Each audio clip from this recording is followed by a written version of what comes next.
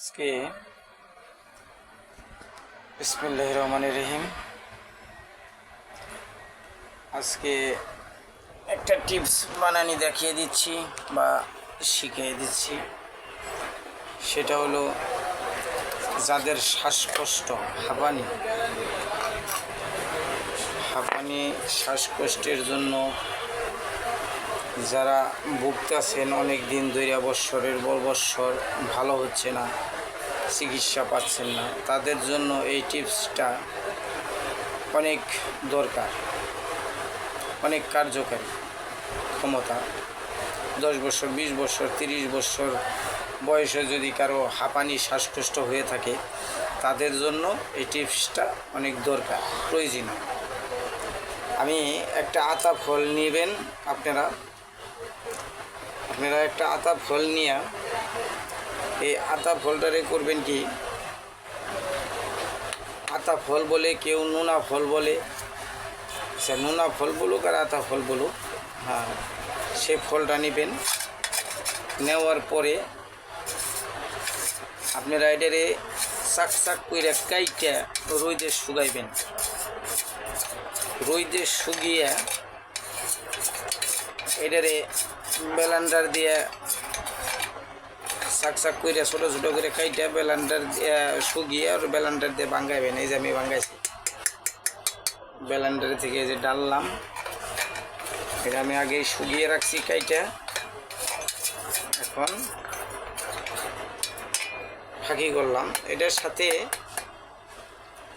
একটা আতা বলের সাথে 21টা গোলমরিচ দিবেন। 21টা গোলমরিচ দিয়া তারপরে ব্লেন্ডার করবেন ওই আতা বলের সাথে একসাথে ব্লেন্ডার কইরে তারপরে এটার মধ্যে হালকা কিছু পানি নেবেন। পানি নিয়ে এটাকে বাটবেন, পাটায় বাইটে আরও ফিনিশ করবেন, সুন্দর কইরা ফিনিশ কইরে তারপরে এইটা দিয়ে 21টা বড়ি বানাবেন। এই যে আমি যেভাবে তৈরি করতেছি এখন দেখিয়ে দিতেছি। 21টা বড়ি বানিয়ে তারপরে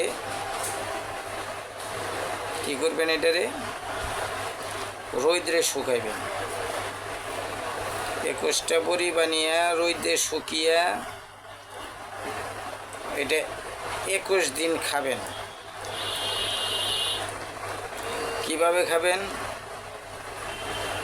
নিয়মটা বলে দিচ্ছি। তার আগে আমার চ্যানেলটারে